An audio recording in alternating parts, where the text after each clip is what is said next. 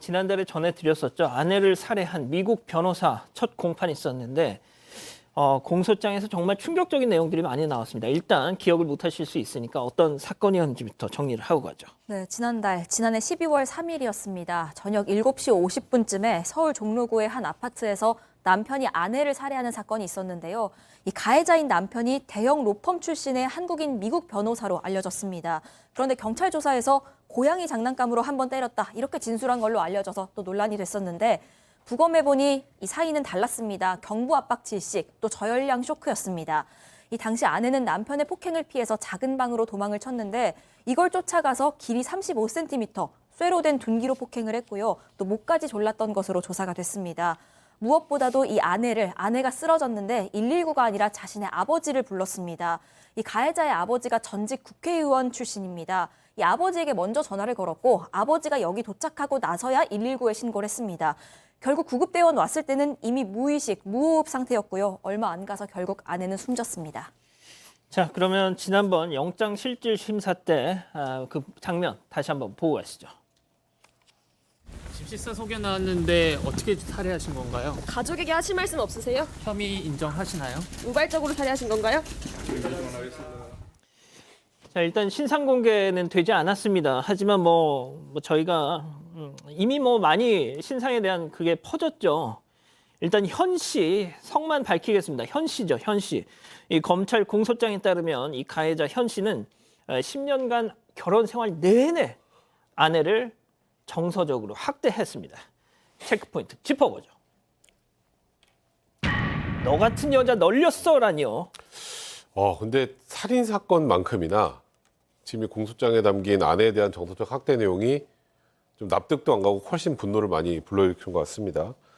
일단 이런 겁니다. 2013년에 결혼했는데 그 결혼 무렵에 이제 아내가 아무래도 업무로 바쁜데 급여는 그렇게 많지 않았나 봐요. 그러니까 너 같은 여자는 서울역 가면 널렸어. 본인은 돈을 많이 벌었었나 그렇다는 보죠? 뜻인 것 같아요. 저것도 이해가 되지 않는데 또 남편이 이제 이 가해자가 2018년에 아내하고 말도 안 하고 아들, 딸을 데리고 수년간 뉴질랜드 이주를 합니다. 그리고 적반하장으로 오히려 당신 바람 폈지? 그리고 아내 외도를 의심하는데 이런 거예요. 불륜 들켰을 때 감추는 대처법을 읽었는데 너 대응이랑 똑같다. 성병 검사에서 결과를 보내라. 이런 문자 메시지를 보내기도 하고 영상 전화로 현관에 있는 신발을 보여달라.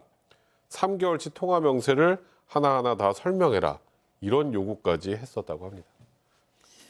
자, 뿐만 아닙니다. 이 남편이라는 사람이 엄마와 자녀들 사이를 이간질까지 했대요. 야, 엄마라고 부르지 마. 이렇게 말이죠. 2019년부터 그랬다라는 겁니다. 아니, 이거 너무 충격적인 얘기 아니에요? 근데 거기서 그치질 않고요. 이런 식이었다는 거예요. 더 나아가서는 딸한테 엄마를 가리키면서 거짓말하지 마라는 말을 영어로 욕설을 섞어서 딸에게 엄마에게 그렇게 말을 하도록 시켰다라는 거고요. 아들한테는 어디 가서 또 밤에 나쁜 짓 하고 다니냐, 밖에서 무슨 짓 하고 다니냐, 이런 식의 말을 하도록 하고 그걸 녹음을 해서 그걸 이제 문자 같은 걸로 아내한테 보냈던 겁니다. 이걸 어떻게 받아들여야 되죠? 자, 그러니까 저렇게 남편으로서도 아버지로서도 해서는 안 될 짓을 하니까 결국 지금은 고인이 되셨죠. 이 아내가 그때 그런 식의 어떤 정서적인 학대가 있었을 때 이혼을 한번 결심했었다면서요. 예, 그렇습니다. 사실 저 상태가 됐는데 어떻게 정상적인 여성이 이혼을 결심하지 않을 수가 있겠습니까? 특히 이제 특이한 것은 아이들을 시켜서 어머니에게 욕을 하게 하는 것은 가장 근본적으로 이 모성을 부정하는 그런 행위거든요. 그래서 2021년 10월에 남편을 상대로 이혼 소송을 제기를 했습니다. 그런데 이 남편이 그렇게 싫으면 이혼을 해주지 갑자기 아내에게 각서까지 쓰면서 매달렸다는 거예요. 거기에서 각서 내용을 보면은 엄마의 자격 그리고 역할과 관련해서 비난, 질책하거나 사실 왜곡하지 않겠다. 또 의처증으로 오해할 은행이나 상간남이 있다는 등의 발언을 하지 않겠다라고 얘기를 했기 때문에 그래도 이 가정이 깨지는 것을 좀 막기 위해서 이 아내가 마지막으로 한 번 더 믿어보자. 그래서 그때 같은 해 11월 말에 이혼 소송을 취소를 했다라고 합니다. 그런데 역시나 달라지지는 않았어요.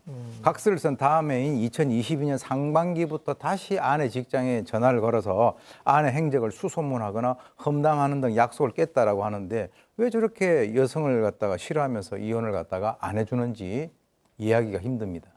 그러니까 당초 이 사건이 벌어졌을 때는 이혼 소송 중에 살해됐다 이랬는데 재판 과정을 거치면서 최근에 또 드러났습니다. 아, 이혼 소송을 한 번 전에도 했었다. 그러니까 이번이 두 번째였다가 살해를 당했던 거죠, 피해자가.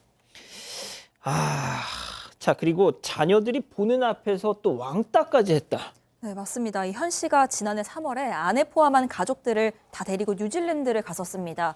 이 뉴질랜드가 아내에겐 초행지였는데요. 이 초행지에 아내만 버려두고 나머지 가족들이 그 자리를 떴다고 합니다.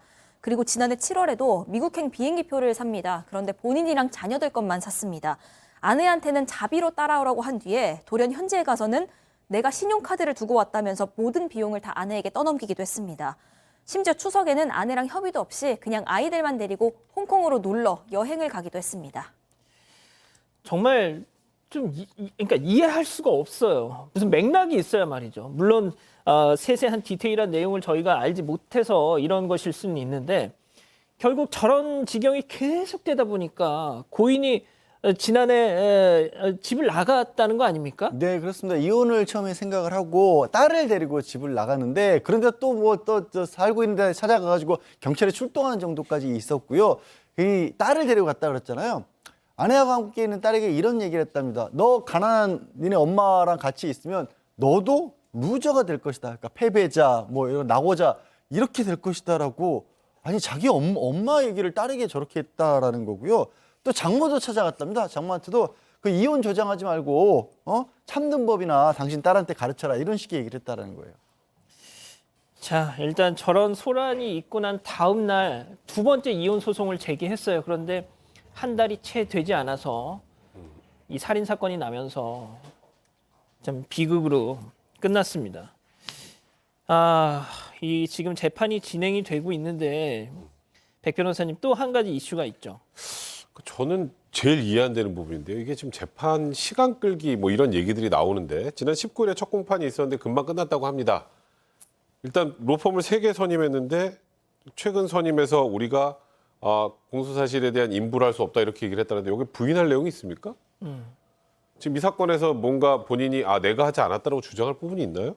그러니까 저는 그것도 좀 이해가 안 되거든요. 그러니까 전략적으로라도 일단 다 인정하고 반성하는 모습 보이고 그리고 유족에게 사죄하고 이런 모습을 보이는 게 일반적인데 어떻게든 또 빠져나갈 생각을 하고 있나 봅니다. 왜 로펌을 3곳이나 본인도 변호사 잘 알 텐데 예. 이거는 사실 뭐 변호사 필요적으로 있긴 해야 되지만 변호사가 할 일이 별로 없는 사건입니다. 그러니까 어떻게든 또 조금이라도 본인 형량 낮춰보려고 고민을 하고 있는 것 같은데 그러다 보니까 당시 공판을 지켜보던 유족들 입장에서는 저 사람은 악마다.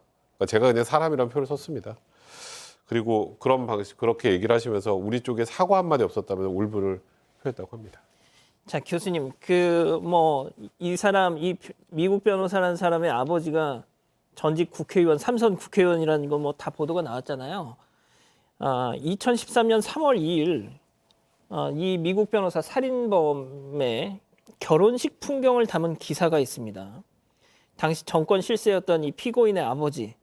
자, 하객도 800명 가까이 됐다. 축의금 접수 뒤 현 전 의원과 악수하려 길게 선 줄이 건물 밖까지 100m 넘게 이어졌다. 참 제가 이제 이 기사를 읽다 보니까 그때는 참 행복한 결혼 생활을 꿈꿨을 고인이셨을 텐데 말이죠. 예. 그러게 말입니다. 사실 그 기간 동안에 이번에 이제 새로 밝혀진 것을 보니까 그 10년 동안의 그 생활이 정말 그 고인의 입장에서는 지옥 같았을 것이다라고 생각이 듭니다.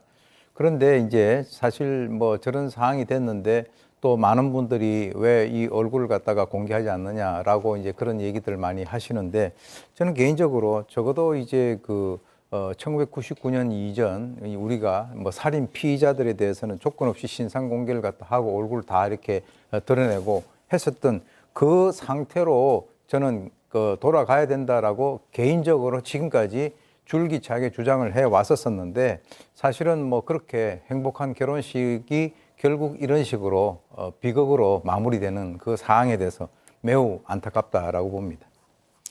정정하겠습니다. 오선 전 국회의원이라네요. 고민중개사가 왔습니다. 와우! 가족 여러분의 고민 제가 공짜로 중개해 드립니다. 집단 지성의 힘을 모아 고민중개사 양원호.